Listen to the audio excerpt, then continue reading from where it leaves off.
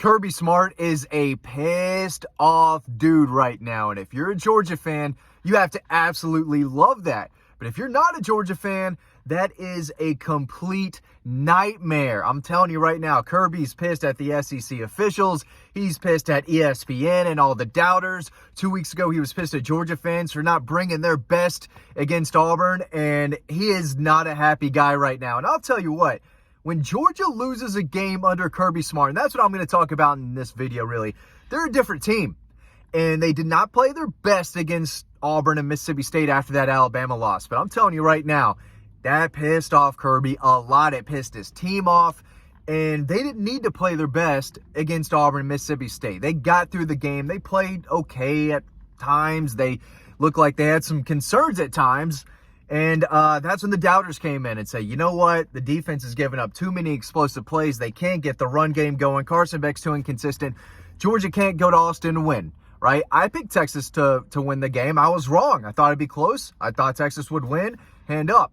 But everyone at ESPN did the same. Kirby uses that. That's part of the whole motivation thing. No one believes in you anymore, guys. You lost Alabama. No one thinks you can do anything, right? And he fed them that poison, right? And they ate it up. Those dogs were hungry, and that's what he said after the game. He said, nobody believed in us. Nobody gave us a chance. Your whole network doubted us. And he told his players that, and they fed off that energy all week. And every time they lose, or when things go awry, right? Is that the right term?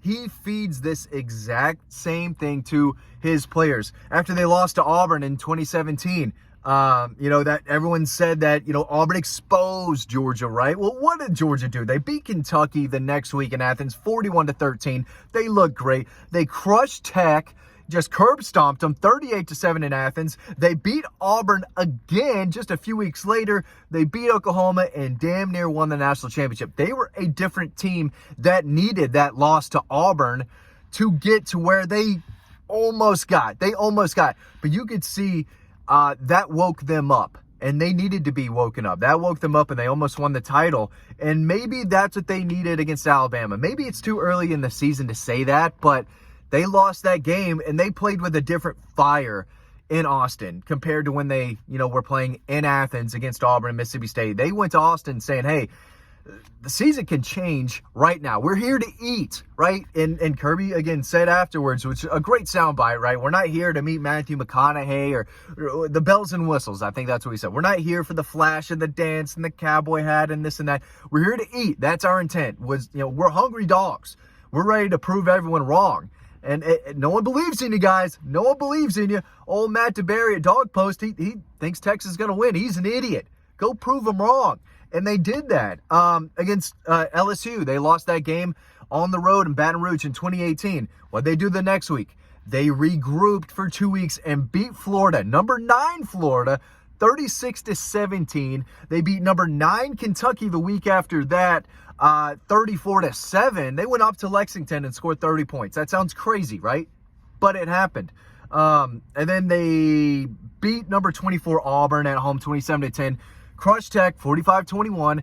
And then they kind of blew up against Alabama in that SEC title game. We don't have to talk about that one as much. But they got better after that loss to LSU. And again, they just slipped up to Alabama. That's a theme. To this day, that's a theme. 2019 loss to Carolina. They shut out Kentucky the next week, I believe, 21-0. Then they beat number 6 Florida, 24-17. They beat unranked Missouri, and then beat number 12 Auburn on the road, 21-14. Beat the Aggies at home, crushed Tech on the road before falling to LSU in 2019. No one was beating LSU. So Georgia lost a game they shouldn't have against Carolina, regrouped with the season on the line, and had a great season. They lost 2 games, but you see where I'm going with this. They used that loss to Carolina to get better. And I think they are using that loss to Alabama to get better. Maybe it's because they are playing with, all right, the season is on the line compared to Texas. And that's something I did say last week. I said Texas knows they can lose this game. They're fine. Everything's in front of them. People still are going to think, I'm trying to figure out what that noise is. Oh, it's the laptop. It's the laptop. Make a little noise. But yeah, they got better after that loss. And 2020 was weird. They lost to Alabama. No one was beating Alabama that year. Then they lost to Florida and didn't lose again for a while. They lost in the SEC championship in 2021. We know what happened. They got a lot better because no one believed in them. No one thought they could beat Michigan, right? Was that a thing? They should have beat Michigan, and they did. They crushed their teeth in. But they looked great, and I think because they lost to Alabama, played a little different. And then 2022 undefeated, right? 2023, they didn't have a chance to regroup because they lost to Alabama in the SEC title game. Season's over. There's no chance of a playoff. So they didn't have a chance to regroup. Now they do. And they're playing great football. But Kirby Smart being pissed off is bad for everyone for a lot of reasons. But he's even called out the officials in broad daylight or broad nighttime. Again, now they tried to rob us with the calls in this place. They tried to rob us. Just called them out. Savage move. I think the kids are still saying savage. That's a savage move by Kirby. But, talking about his team, and that's, again, if you're a Georgia fan and you watch that post-game little press conference with ESPN, when he called them out and called the officials out and said, these guys are so resilient. We talked about intent. What was our intent going on in the field? It wasn't to come out and take pictures with the superstars.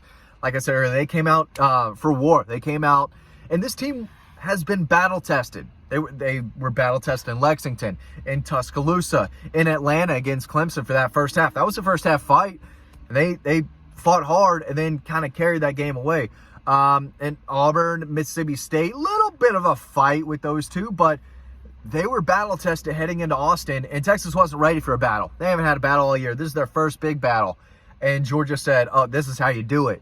This is how you play in a big game with everything on the line when it matters. Everything on the line. Yeah, Georgia could have lost that game. It would have been tight, right? It would have been tight. It would have been tough to get all the way back. But they were still in contention, still could have made the playoffs. Now they're in a really good spot. They shouldn't lose to Florida. They can. I think if they play 10 times, Georgia probably wins 9, maybe all 10, right? It's been a crazy year. And that freshman can play. I think Georgia, as talented and electric as he is, he's going to make some mistakes against Georgia's defense. There's no doubt. Georgia can absolutely beat Ole Miss on the road, and they can absolutely beat Tennessee at home. I think that's going to be a really tough game for the Vols. So Georgia can win out. And you can, again, kind of, if you want, go back to the Alabama game and said, you came all the way back and you should have won it. And you blew it. And now you better start playing your best. And they didn't play their best against Auburn. They didn't play their best against Mississippi State. They didn't even play their best against Texas. You clean up those turnovers in the first half, maybe Georgia wins this thing convincingly and treats them like Auburn or Tennessee, where the game's over at the half and you can kind of feel that. And you almost did kind of feel that way in a little bit, that it was over at the half. And I guess you could say it was. Texas tried to fight back, but they didn't. They fell 15 points, short. So they tried to fight back, but at the same time, they didn't. It was an 8-point game, and Georgia said, no, we're not doing this.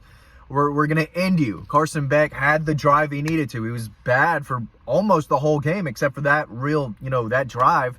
Made some plays with his legs, but, they still don't even have an identity on offense. Their identity is inconsistency. That's what it is, and make sure you give number one the football as much as possible moving forward, but sometimes they can run, sometimes they can't. Sometimes the passing game is non-existent. Sometimes Carson's throwing for 400 yards. Sometimes the offensive line is playing great. Sometimes it's, what are they doing? The wide receiver play has been really inconsistent. The tight end play has been inconsistent. That's what I was asked by someone yesterday. What's the identity of this offense? I'd say it's inconsistency, unfortunately. But maybe they can start to gel and have a little more chemistry. They're going to need it. Maybe. Tennessee's not going to score a ton on Georgia's defense. I don't expect Florida to. I don't expect Tech to.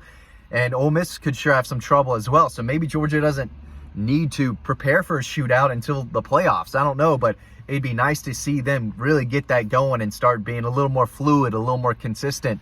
But yeah, Kirby Smart's really mad. This team is locked in. They are focused. Everything's in front of them. They know that. They know they still haven't played their best. And that's a scary thought for the rest of college football. You don't want a pissed off Kirby Smart. You want a comfortable Kirby Smart that you can try to, play your best and beat the Dogs. But when this team's locked in and focused and playing with a chip on their shoulder and playing like they're like no one believes in them, which is not true. People believe they could do it. They could absolutely do it. We all said that. They can win the game. They've got to go do it. They proved everyone wrong. Everyone, the doubters. But I think they might be. They might play better and better because of the head coach and the players playing with a different mindset. They're all pissed off right now. They're mad at everyone. Bad news for college football. Good news if you're a Georgia fan. Thanks for watching. I'll see you over on the website.